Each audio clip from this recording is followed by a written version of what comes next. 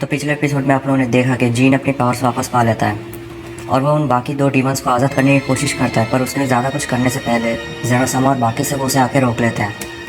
In the present time जेनोसामा कहते हैं, मैं तुम्हें ऐसा नहीं करने दूंगा जीन, तुम उन्हें आज़ाद नहीं कर सकते। अगर तुमने ऐसा किया तो एक बहुत बड़ी प्रॉब्लम खड़ी हो जाएगी सारे के सारे मल्टीवर्सेस के लिए। तुम लोग मुझे रोक नहीं सकोगे क्योंकि अब मेरी पूरी पावर्स वापस आ चुकी है। बस मुझे किसी तरह जेनोसामा को ठिकाने लगाना होगा, बाकी दोनों को तो मैं ऐसे ही हरा दूंगा। जीन, सिर्फ तुम्हारी पावर्स वापस आ चुकी है, इसलिए तुम हमें हल्के में ले रहे हो। कुछ मिनट्स में तुम्हारी इस गलत फैमिली को मैं दूर कर दूंगा। ग्रैंड प्रीस्ट, अगर तुम्हारी जान प्यारी है तो मुझसे फाइट मत करना, वरना बहुत पछताना पड़ सकता है तुम्हें। ये ओवर कॉन्फिडेंस तुम्हें भारी पड़ेगा जीन। तुम्हें क्या लगता है कि तुम मुझे इतनी आसानी से हरा दोगे? चलो अब बातें बहुत हुई, अगर तुम्हें हारने का इतना ही शौक है तो ठीक है। ऐसा कहकर जीन ग्रैंड प्रीस्ट से फाइट करने लगता है, लेकिन जीन ने जैसा कहा ग्रैंड प्रीस्ट ज़्यादा देर टिक नहीं पाए उसके सामने। ग्रैंड प्रीस्ट की हालत बहुत ख़राब हो जाती है और वो कहते हैं, जीन इतना पावरफुल कैसे बन गया? मैंने पहले भी उससे फाइट किया है, पर ये तो पूरी तरह से अलग है। ऐसा लग रहा है कि ये कोई और है। कमोरी ये सब दूर से देखता है और सोचता है, मुझे लगा नहीं था कि ग्रैंड प्रीस्ट को इतनी आसानी से हरा देगा। चलो अच्छा हुआ कि मैंने उसकी पावर के साथ अपनी पावर भी उसे दे दी। अब वो जेनोसामा को भी एक अच्छी फाइट दे सकता है। और अब जबकि ये लोग खुद यहाँ पर आ गए हैं तो जीन को अलग से और सील को तोड़ना नहीं पड़ेगा। बस एक बार जेनोसामा और जीन की फ़ाइट शुरू हो जाए तो उनकी फ़ाइट से जो इम्पैक्ट होगा उससे वो सील अपने आप टूट जाएगा। जेनोसामा, तुमने यहाँ पर आकर बहुत बड़ी गलती कर दी और अब ज़्यादा देर नहीं उस सील को खुलने में। ग्रैंड प्रीस्ट, अगर तुम्हें मरने का इतना जल्दी है तो तुम मुझ पर बेझिझक अटैक कर सकते हो, लेकिन अपनी जान गंवा बैठोगे। ऐसा कहकर जीन जेनोसामा की तरफ देखने लगता है और कहता है, अब तुम्हारी बारी जेनोसामा, मैं लेकिन तुम्हें ज़िंदा नहीं छोड़ने वाला। ऐसा कहते ही जीन जेनोसामा पर अटैक करना शुरू कर देता है, पर कुछ देर तक फाइट करने के बाद देखता है कि जेनोसामा सिर्फ डिफेंस पर है। वो जीन की सारी अटैक्स को रोक ले रहे हैं, पर वो जीन पर अटैक नहीं कर रहे हैं। जीन कुछ समझ नहीं पाता और कहता है, क्या हुआ जेनोसामा, आप अटैक नहीं करोगे? ऐसे डिफेंस पे आप कब तक रहोगे? अगर ऐसे ही करते रहे तो आप बिना कुछ किए ही मर जाओगे। कमर ये सब देखकर सोचता है, डैम इट, उस जेनोसामा को शायद पता चल गया होगा कि अगर उन्होंने फाइट किया तो वो सील टूट सकता है।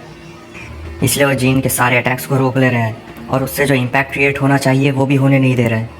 लेकिन जेनोसामा ज़्यादा देर तक डिफेंस पे नहीं रह सकते, उन्हें अटैक करना ही होगा। और जब दोनों अटैक करना शुरू करेंगे तब सील भी टूट जाएगा। जेनोसामा काफ़ी देर से जीन के अटैक्स को रोक रहे थे, लेकिन धीरे धीरे जीन के अटैक्स और ज़्यादा पावरफुल होने लगी। जेनोसामा ने सोचा, डैम इट, ज़्यादा देर के लिए मैं डिफेंस पे नहीं रह सकता, मुझे कुछ करना होगा। लेकिन पीछे से वेजिटा आवाज़ देता है, जेनोसामा, ये देखिए क्या हो रहा है। जेनोसामा जैसे ही पीछे मुड़ते हैं वो देखते हैं कि वो सील धीरे धीरे टूट रहा है। ऐसा देख जेनोसामा को कुछ समझ नहीं आ रहा था और वो कहते हैं, लेकिन ये कैसे हो सकता है? मैंने गुक के हर एक पंच को रोका था, तो ये सील कैसे टूट रहा है?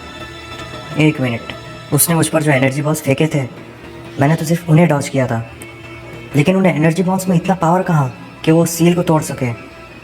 जेनोसामा, ग्रैंड प्रीस्ट और वेजिटा कुछ समझ नहीं पाते हैं, पर कमोरी सब कुछ समझ जाता है और सोचता है, एकदम सही, वो सील तो पहले से ही इतना कमज़ोर हो चुका था कि कुछ एनर्जी ब्लास्ट्स काफ़ी थे उस सील को तोड़ने के लिए। जेनोसामा, ग्रैंड प्रीस्ट और वेजिटा के चेहरों पर हैरानी देखकर जीन कहता है, इसमें इतना हैरान होने की क्या बात है? तुम लोगों के यहाँ पर आने से पहले ही मैंने उस सील को काफ़ी कमज़ोर कर रखा था कि कुछ एनर्जी ब्लास्ट से ही वो टूटने लगा। डैम यू जीन, तुम्हें पता भी है तुमने क्या किया है? उस डीमन की बात सुनकर तुमने ये सब किया है, तुम उसके गुलाम हो क्या? जेनोसामा उस सील को दोबारा से बंद करने की कोशिश करते हैं। जीन ऐसा होता देख जेनोसामा पर अटैक करने जाता है, पर ग्रैंड प्रीस्ट और वेजिटा उसका रास्ता रोक लेते हैं। जेनोसामा, उस सील को जल्दी से बंद कीजिए, हम और वेजिटा इसे रोकते हैं। तुम्हें लगता है तुम मुझे रोक सकते हो? हाँ ग्रैंड प्रीस्ट, मुझे पता है कि हम तुम्हें ज़्यादा देर के लिए रोक नहीं सकते, लेकिन कुछ देर के लिए तो रोक ही सकते हैं, और वो टाइम ही काफ़ी होगा उस सील को दोबारा से बंद करने के लिए। कमोरी सोचता है, ये क्या, उन्होंने जीन का रास्ता रोक लिया। अगर कुछ नहीं किया गया तो जेनोसामा उस सील को दोबारा से बंद कर देंगे। क्या करूं? मैं उस सील के पास भी नहीं जा सकता, मैं उस सील के करीब जाए बिना जीन की मदद भी नहीं कर सकता। पता है मुझे जाना ही होगा। अगर उन्हें रास्ते से हटाकर मैं उस सील के अंदर चला भी जाऊं तो जीन तो है ही उस सील को खोलने के लिए। ऐसा सोचकर कमोरी वहाँ पर चला जाता है जीन की मदद करने। जीन ऐसा देखकर कहता है, तुम यहाँ क्या कर रहे हो? तुमने तो कहा था तुम सील के करीब नहीं आ सकते, नहीं तो तुम सील के अंदर चले जाओगे। अगर मैं सील के अंदर चला जाऊँ तो तुम तो हो ही सील को तोड़ने के लिए। और मैं इन सबको भी तुम्हारे रास्ते से हटा दूंगा ताकि तुम जेनोसामा को सील को बंद करने से रोक सको। ठीक है, तुम इनका ख्याल रखो, मैं जाता हूँ जेनोसामा को रोकने के लिए। ऐसा कहते ही जीन जेनोसामा की तरफ जाने लगता है, लेकिन ग्रैंड प्रीस्ट उसका रास्ता रोक लेता है। जीन देखता है कि कामोरी पहले से ही बहुत ज़्यादा कमज़ोर हो चुका है, इसलिए वो ग्रैंड प्रीस्ट और वेजिटा दोनों को एक साथ रोक नहीं सका। डैम यू ग्रैंड प्रीस्ट, तुम लोग हमेशा मेरा रास्ता रोक लेते हो और लगता है कि तुम्हें अपनी जान की परवाह नहीं है। हाउ सैड कि तुम्हें अब मरना होगा।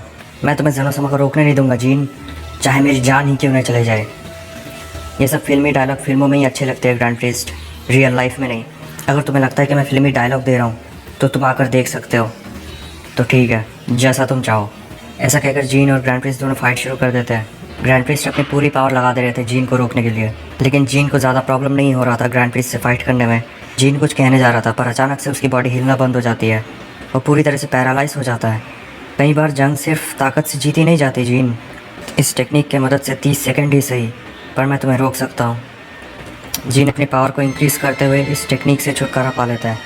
ग्रैंड प्रीस्ट ऐसा देख थोड़ा सा हैरान हो जाता है, पर उन्होंने पहले से ही सोच रखा था कि ऐसा कुछ होने वाला है, इसलिए वो अपना एक दूसरा टेक्निक रेडी करके रखते हैं। और जैसे ही जीन पैरालिसिस से आज़ाद होता है वैसे ही वो एक शील्ड जैसा कुछ उस पर फेंकता है। जीन उस शील्ड में फंस जाता है और कहता है, अब ये क्या है, एक शील्ड? तुम्हें क्या लगता है ग्रैंड प्रीस्ट, एक शील्ड से तुम मुझे रोक सकते हो? नहीं जीन, मैं तुम्हें रोकने के लिए ये सब नहीं कर रहा। मैं तो बस जितना टाइम हो सके उतना टाइम बचा रहा हूँ जेनोसामा के लिए, ताकि वो उस सील को दोबारा से ठीक कर सके। और एक बार वो सील ठीक हो जाए उसके बाद कामोरी भी उसके अंदर चला जाएगा। क्या मतलब है तुम्हारा? और कामोरी ने मुझसे कहा था कि वो अगर सील के पास आएगा तो वो सील के अंदर खींचा चला जाएगा, पर वैसा तो कुछ होते हुए नहीं दिख रहा मुझे। ऐसा इसलिए हो रहा है क्योंकि वो सील अभी खुला है, उसके दोबारा बंद होने के बाद कामोरी अगर यहीं पर रहा तो फिर से उसके अंदर खींचा चला जाएगा। कामोरी सोचता है, मुझे कुछ करना होगा, मुझे किसी तरह ग्रैंड प्रीस्ट का ध्यान भटकाना होगा ताकि जीन जेनोसामा को रोक सके, वरना अब तक जो कुछ किया गया है उन सब पर पानी फिर जाएगा। कामोरी ग्रैंड प्रीस्ट की तरफ जाने लगता है, पर वेजिटा उसका रास्ता रोक लेता है और कहता है, क्या हुआ डीमन, कहीं तुम्हें मुझसे डर तो नहीं लग रहा? डैम यू मॉर्टल, मैं और तुमसे डरूंगा? तुम्हें क्या लगता है मैं कौन हूँ? ऐसा कहकर वो दोनों फाइट शुरू कर देते हैं। इन द मीनवाइल जीन उस शील्ड को तोड़ देता है और पहले से ज़्यादा अलर्ट रहता है, क्योंकि ग्रैंड प्रीस्ट कई मिलियन सालों से इस मल्टीवर्स में है, इसलिए किसको पता क्या क्या तरह की टेक्निक्स होंगे उनके पास। मुझे ग्रैंड प्रीस्ट को जल्दी से साइड करना होगा, उससे पहले कि जेनोसामा उस सील को पूरी तरह से ठीक कर दें। और वहीं दूसरी तरफ जेनोसामा उस सील को ठीक करने की कोशिश कर रहे थे, पर कोई फ़र्क नहीं पड़ रहा था। और वो सोचते हैं, आखिर बात क्या है, ये सील बंद क्यों नहीं हो रहा? ऐसा लग रहा है कि कोई अनजान फोर्स इस सील को बंद होने नहीं दे रहा। कहीं अंदर से वो डीमंस तो ऐसा नहीं कर रहे हैं, पर कैसे? वो लोग सील को छू भी नहीं सकते, तो फिर वो लोग सील को बंद होने से रोक कैसे रहे? जो कुछ भी हो, मुझे जल्दी करना होगा, उससे पहले कि बहुत देर हो जाए। जेनोसामा को पीछे से एक ज़ोरदार ब्लास्ट सुनाई देता है। वो पीछे मुड़कर देखते हैं कि ग्रैंड प्रीस्ट बेहोश होकर नीचे गिर जाते हैं और जीन जेनोसामा की तरफ आने लगता है। जेनोसामा जीन को देखकर ज़रा सा घबरा जाते हैं और समझ नहीं पाते हैं कि क्या करना चाहिए, क्योंकि सील को बंद करने से उन्हें पूरी तरह से फोकस्ड रहना होगा और वो जीन के साथ उस टाइम पर फाइट भी नहीं कर सकते। इसलिए वो पावर को इंक्रीज़ करके सील को बंद करने की एक लास्ट ट्राई करते हैं, क्योंकि जीन के आने के बाद तो वो वैसे भी उस सील को बंद करने नहीं देगा। जीन कहता है, I am sorry grand priest, मुझे ऐसा करना पड़ा क्योंकि तुमने और कोई रास्ता नहीं छोड़ा था। तुम शायद समझ नहीं पाए होगे कि मैं जीन नहीं गोकू हूँ और मैं जेनोसामा की मदद करने जा रहा था, पर तुम मुझे जाने नहीं दे रहे थे, इसलिए मुझे ऐसा करना पड़ा। गोकू जेनोसामा के पास जाकर सील को बंद करने में उनकी मदद करने लगता है। जेनोसामा ऐसा देखकर हैरान हो जाते हैं और कहते हैं, जीन ये क्या? कुछ मत कहिए जेनोसामा, मैं जानता हूँ आपके अंदर कई सारे सवाल घूम रहे हैं, पर मुझ पर भरोसा कर सकते हैं आप। मैं गोकू हूँ, तुम कह रहे हो तुम गोकू हो, तो तुमने ग्रैंड प्रीस्ट के साथ ऐसा क्यों किया? क्योंकि ग्रैंड प्रीस्ट मुझे आने नहीं दे रहे थे। मैंने उन्हें कई तरह से इशारा करके बताने की कोशिश की, पर वो समझ नहीं पाए। मीनवाइल वो सील धीरे धीरे बड़ा होने लगता है। ऐसा देख जेनोसामा और गोकू सील को पूरी तरह से बंद करने की कोशिश करते हैं, पर बहुत देर हो चुकी होती है, क्योंकि वो दो सुप्रीम डीमंस फाइनली आज़ाद हो चुके हैं।